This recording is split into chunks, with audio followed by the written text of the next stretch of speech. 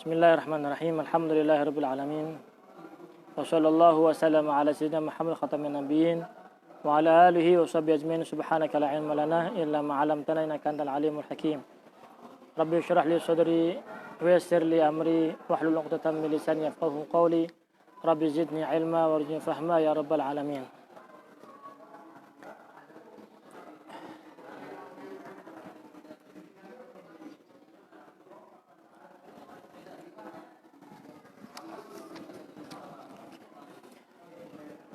Wafil arba'in. Ketika Rasulullah SAW berumur 40 tahun. Ja'ahul amin Jibril birisalatil malikil jalil.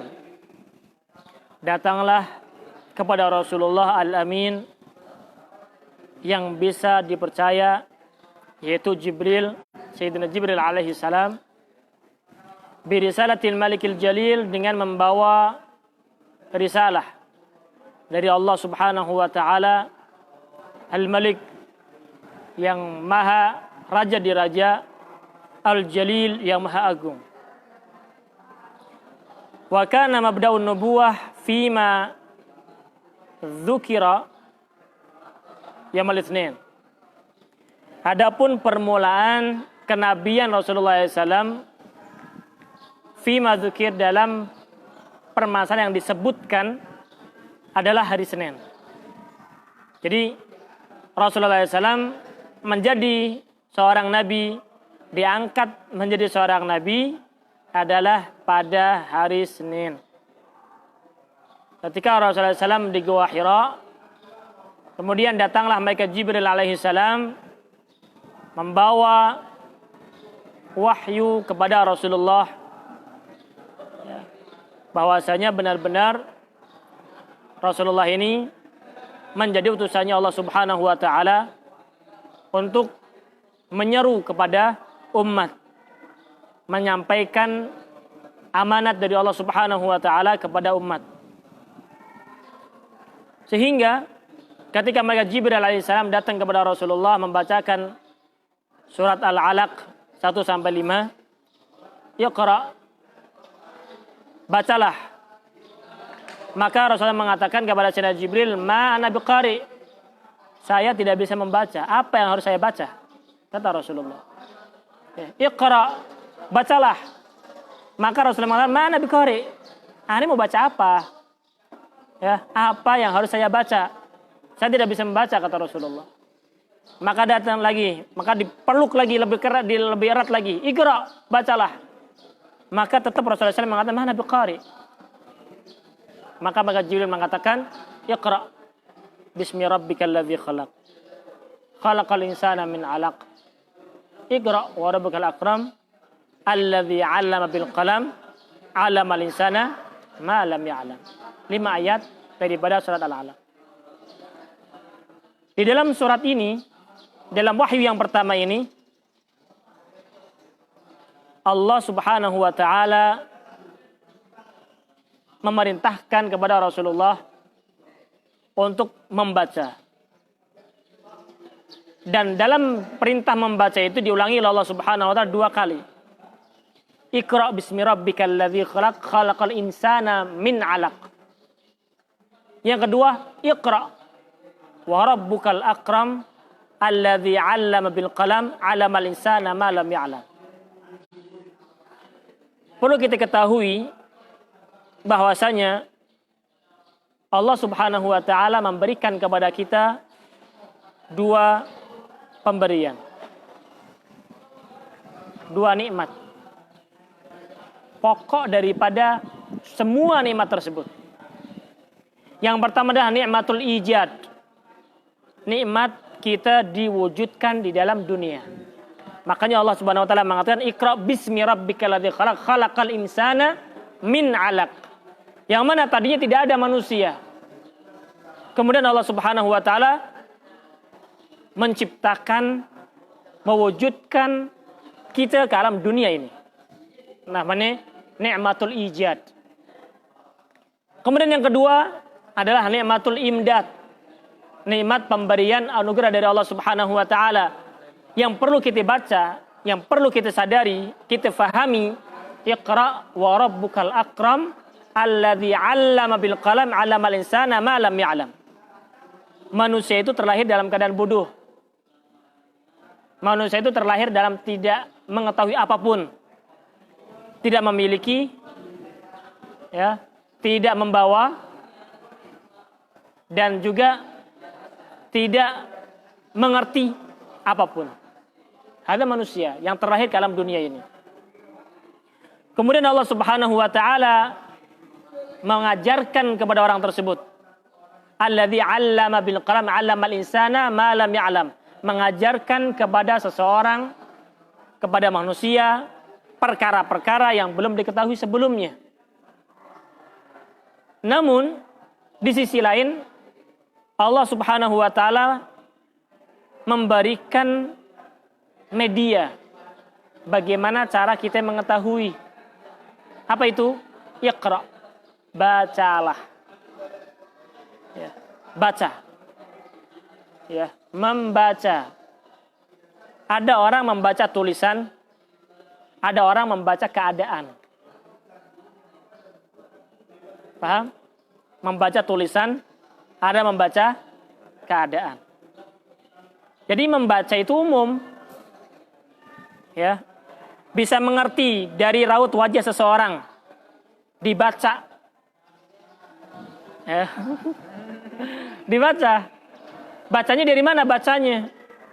Bacanya dari hati. Karena pada hakikatnya membaca, berbicara tanpa suara, tanpa huruf.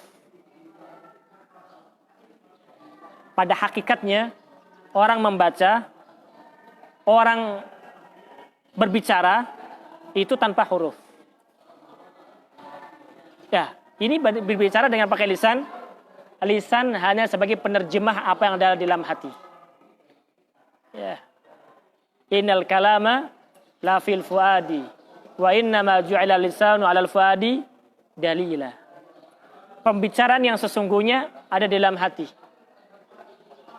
Ya. Lisan dijadikan penerjemah apa yang ada di dalam hati tersebut. Jadi ente berbicara itu bukan dengan lisan saja. Ente berbicara dengan hati. Ya. Hati itu yang bisa menerjemahkan itu banyak. Faham ini? Berbicara di mana? Hati. Berbicara di hati. Ini kan pembicaraan.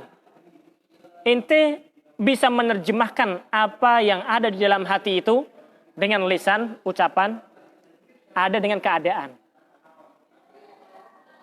Tahu raut wajah seperti ini lagi galau, lagi stres, mikirin sesuatu, banyak utang, ketahuan. Ini lagi sedih, ketahuan wajahnya. Kenapa? Wajah itu menerjemahkan apa yang ada di dalam hati. Meskipun kadang lidah itu bohong. Tapi wajah tidak bisa dibohongin. Ya. Jadi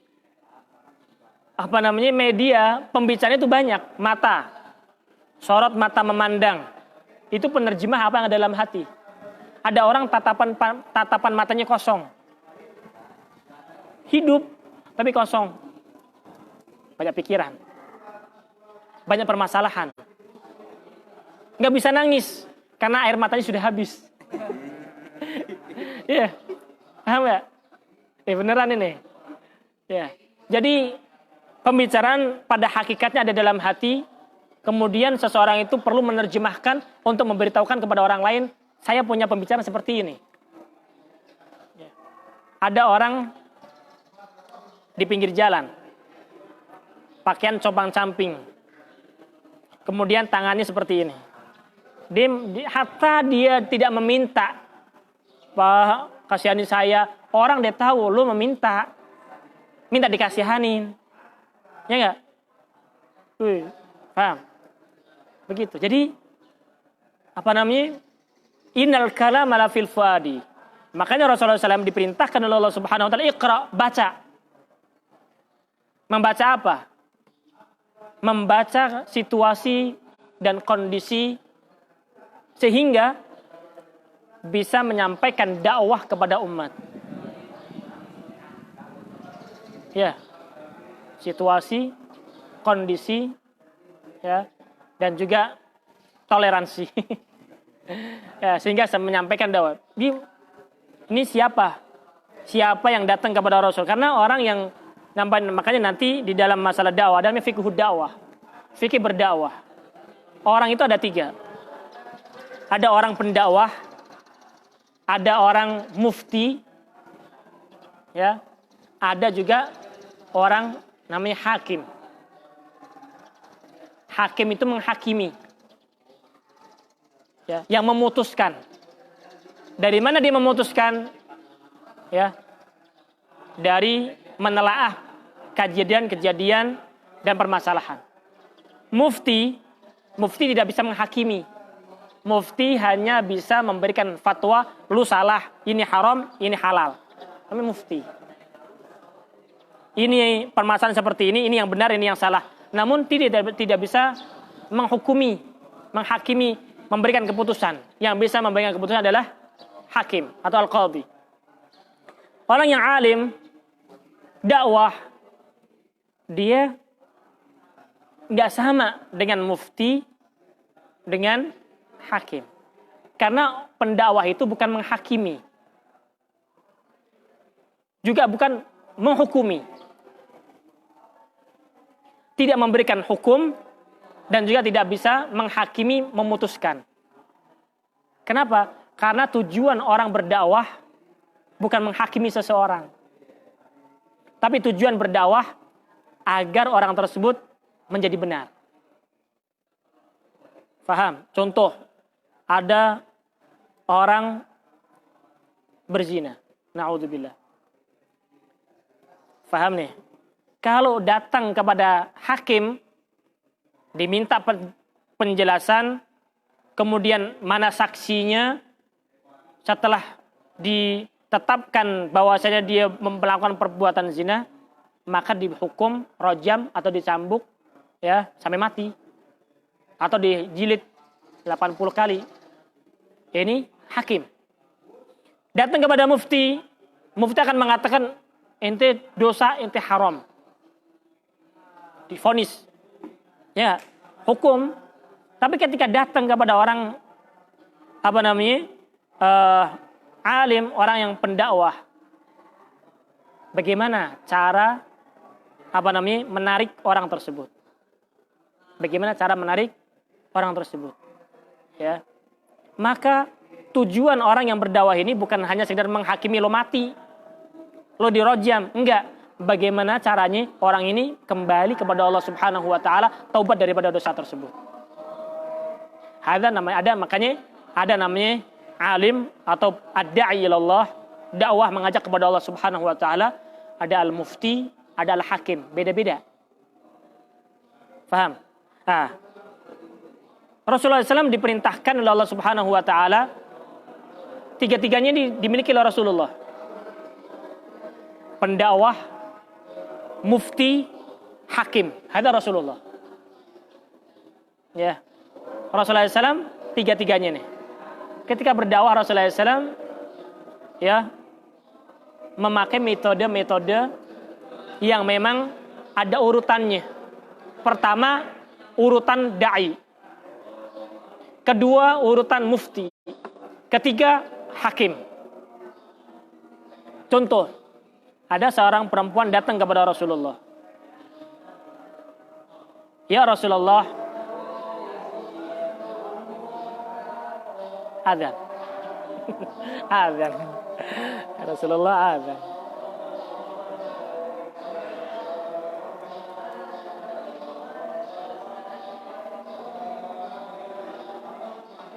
Allahu Akbar, Allahu Akbar.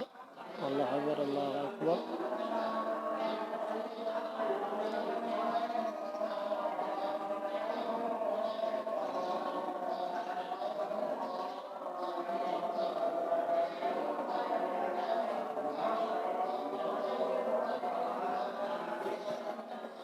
Allahu Akbar, Allahu Akbar.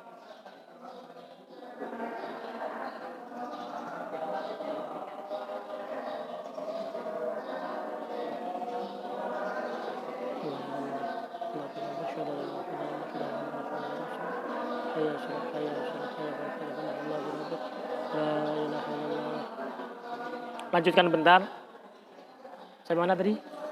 Ada seorang perempuan datang kepada Rasulullah dalam keadaan berzina. Ya Rasulullah, bersihkan saya. Kenapa? Karena saya berzina ya Rasulullah. Ya, begitu. Rasulullah SAW dalam metode dakwah, bagaimana merangkul seorang perempuan tersebut agar taubat kepada Allah Subhanahu wa taala. Ya, bisa selamat. Ya. Kemudian perempuan ini bilang kepada Rasulullah, Rasul, bersihkan saya berzina. Rasulullah tidak bertanya, engkau berzina dengan siapa? Tidak ditanya. Ya. Karena kalau ditanya, nanti akan terkena juga hukum, ya, tanpa ada bukti. Tapi karena dia mengaku ikrar, maka itu sudah menjadi yungzal manzilatal bayyinah. Ikrar itu menempati tempatnya bukti. Kemudian Rasulullah SAW mengatakan nanti, ya, setelah melahirkan akan dilakukan rujak. Setelah melahirkan datang lagi kepada Rasulullah, nih bayi saya sudah melahirkan. Bersihkan saya, hukumlah saya. Apa kata Rasulullah? Nanti kalau anak ini sudah dirisapeh sampai 2 tahun. Setelah 2 tahun, ya Rasulullah, ini anak saya sudah 2 tahun, nggak perlu lagi nih susu saya, maka bersihkan saya.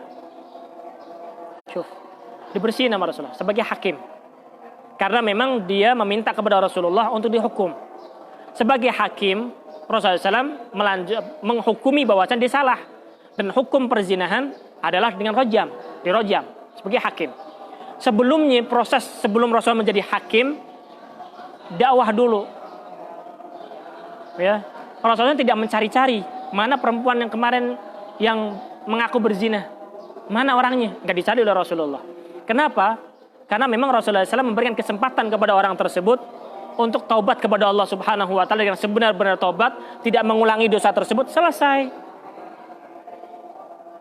Tapi karena perempuan itu sendiri yang minta kepada Rasulullah, maka Rasul mengatakan ini hukum. Ini hukum. Sebagai seorang hakim dan dia berikrar bahwasanya dia telah berzina, maka dirajam. Paham? Kembali kepada permasalahan, Allah Subhanahu wa taala mengatakan kepada Rasulullah, "Iqra bismi rabbikal ladzi khalaq, khalaqal insana min 'alaq." Kehidupan kita harus membaca. Banyak-banyak membaca di dalam kehidupan kita. Karena untuk menyelamatkan diri kita dari kesengsaraan. Kemudian bagaimana? Yang kedua, Iqra wa rabbukal akram alladzi 'allama bil qalam 'allamal insana ma lam ya'lam. Seseorang tidak akan bisa mengerti, tidak bisa memahami, tidak bisa membaca, tidak bisa menulis apabila dia tidak belajar. Maka Iqra, membaca jendela ilmu. Membaca adalah jendela ilmu. Ingin pengetahuan luas, bacalah. Membaca tidak hanya sekedar tulisan, tapi bisa membaca dengan keadaan. Ya, karena semuanya ini berhubungan dengan keadaan. Ya, ini keadaan seperti ini, berarti ini mau hujan.